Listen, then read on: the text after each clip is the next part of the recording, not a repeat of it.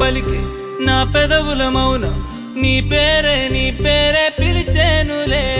నీ పిచ్చితోనే అల్లాడే ప్రాణం నిన్నే